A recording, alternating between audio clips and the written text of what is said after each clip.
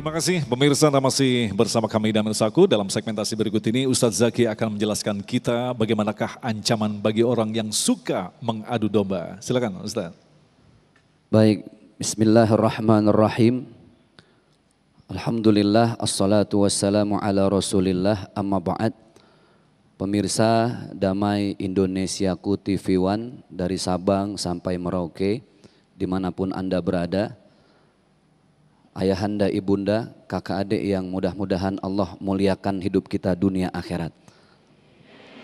Kalau lagi ngomongin kemuliaan dunia akhirat, kayaknya menjadi satu anugerah yang paling mahal, kado terindah ketika Allah muliakan hidup kita dunia akhirat. Tapi ternyata di antara sekian banyak syarat dan ketentuan yang berlaku, nah ini. Ternyata syarat dan ketentuan itu banyak ya. Bahkan dalam urusan untuk meraih hidup bahagia dunia akhirat ada syarat dan ketentuan. Lalu bagaimana dengan orang yang selama ini menjadi provokator, buzzer, mengadu domba? Rasulullah sudah menegaskan, wa qala Nabi SAW, beliau bersabda, la yadkhulul jannah nammam. Tidak akan masuk surga orang yang selalu mengadu domba. Ini kalau kita pikir-pikir binatang tuh kasihan juga ya. Sering difitnah.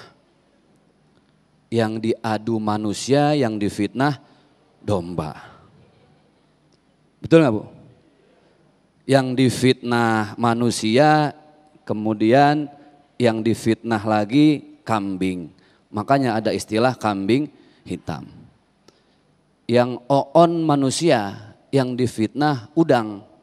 Makanya dibilang otak udang. Kasihan binatang sering difitnah. Ya udahlah, mudah-mudahan mereka sabar semua ya. Dan di antara sekian banyak syarat dan ketentuan, satu, ini juga disampaikan oleh baginda Rasulullah SAW.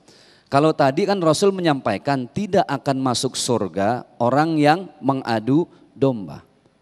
Dalam hadis yang lain, Rasulullah SAW beliau bersabda, wa qala Nabi, dalam hadis yang diriwayatkan oleh Ibn Abbas, al jannatu mustaqatun ila arba'atin. Kalau tadi kan orang yang masuk surga tuh, ternyata ada 4 golongan yang dirindukan oleh surga. Bayangin, bukan manusianya yang rindu, tapi siapanya yang rindu? Surga. 4 golongan yang dirindukan oleh surga. Yang pertama, talil Quran. Orang yang baca Al-Quran dan dia mengamalkannya. Pertama. Yang kedua, wahafizil lisan. Orang yang menjaga lisannya. Ini yang mau kita bahas. Yang ketiga, wa mut'imil ji'an. Orang yang selalu memberikan makan kepada orang-orang yang kelaparan. Yang terakhir, yang sebentar lagi akan kita lakukan, wasaimin fi syahri Ramadan, orang yang berpuasa di bulan Ramadan. Kita fokus pada poin yang kedua. Apa tadi? Hafizil lisan, orang yang bisa menjaga lisan. Pada jawaban tadi ketika ada yang bertanya, saya sudah jelaskan. Pondasi kita itu adalah akidah. Far'uha thabitun fil ardi. Akarnya harus nancep. Pohon Pak, kenapa dia tidak bisa goyang? Karena akarnya kuat. Semakin ke bawah dia menancap, akan semakin kuat juga itu dahan pohonnya. Tetapi ingat, bukan hanya yang diperkuat akidah, tapi ada syariah, ibadah. Makanya kita baca setelah iyyaka na'budu wa iyyaka nasta'in, ayat berikutnya apa?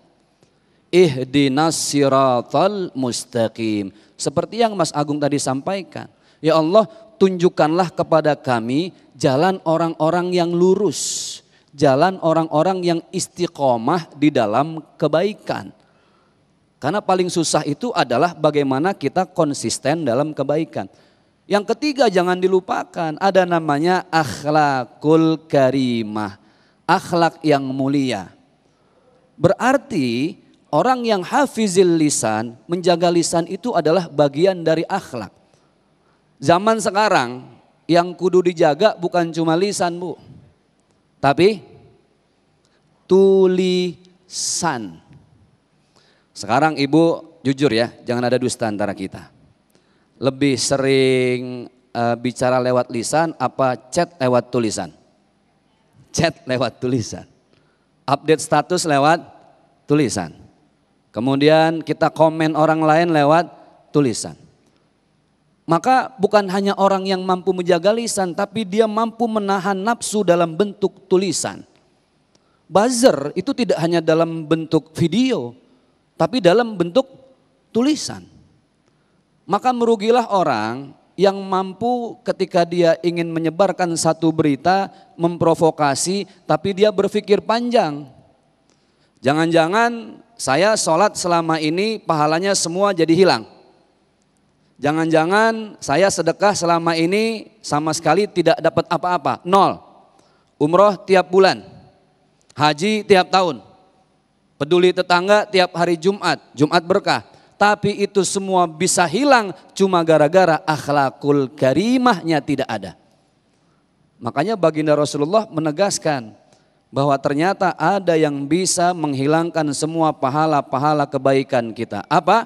Al-ghibah wal fitnah tuzilul amalas saleh. Gibah dan fitnah itu bisa menghilangkan amal saleh. Hati-hati.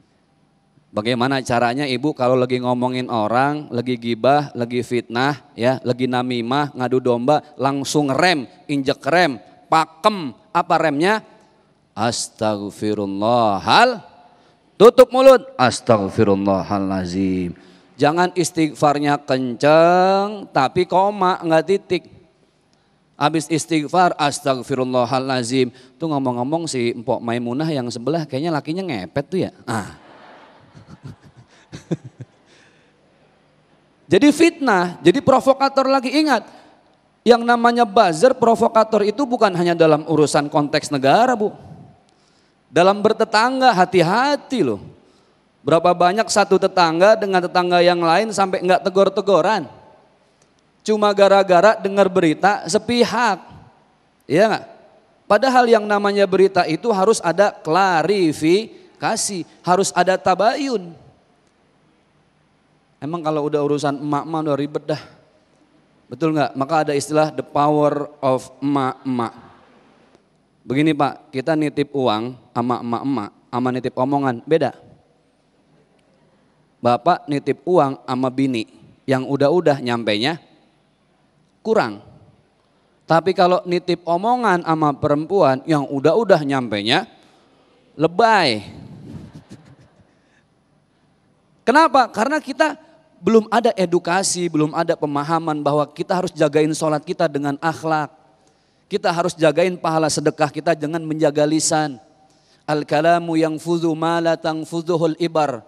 Ada sesuatu yang bisa menusuk hati padahal hati tidak bisa ditusuk dengan jarum. Apa itu? Perkataan kita. Maka ada istilah mulutmu harimaumu. Sekarang bukan hanya mulutmu, tapi tangan dan tulisanmu itu harimaumu. Harimaunya bukan cuma ada di dunia. Harimau ini kan diidentikan karena sesuatu yang membuat hidup jadi sengsara. Betul nggak? Orang yang sering mengadu domba, nggak usah ngomongin akhirat. Di dunia aja udah sengsara. Orang baik Bu, baik sama sedekah, peduli, tetangga, memuliakan, tamu dihormati. Orang yang begini meninggal dunia, kayak masih ada orangnya, betul nggak? Ya Allah, nggak nyangka ya si fulan orang baik meninggal, sedih. Padahal udah 3 tahun lewat, tapi omongan kebaikannya nggak selesai. Tapi yakinlah orang jahat, orang buruk yang tiap hari dia hiasi hidupnya hanya dengan keburukan-keburukan, kejahatan-kejahatan, provokasi, fitnah, gibah. Yang begini jangankan mati beneran, hidup disumpahin mati sama orang. Betul nggak Pak? Orang kan kalau ada orang baik meninggal, kita bilangnya apa? Inna lillahi wa inna ilaihi. Ada orang bikin gedek banget. Tiap hari udah gak ada baiknya. Meninggal, orang gak bilang inna lillahi, alhamdulillah. Itulah fungsi jaga lisan. Jadi ada kaitan yang sangat erat, ada konstelasi yang sangat kuat. Antara akidah kita, syariah kita dengan akhlakul karimah. Maka tadi kembali ke rumus awal. Rabbana atina fid dunya hasanah wa fil akhirati hasanah. Bahagia dunia akhirat itu harus sempurna 3 aspek yang ada dalam setiap orang muslim.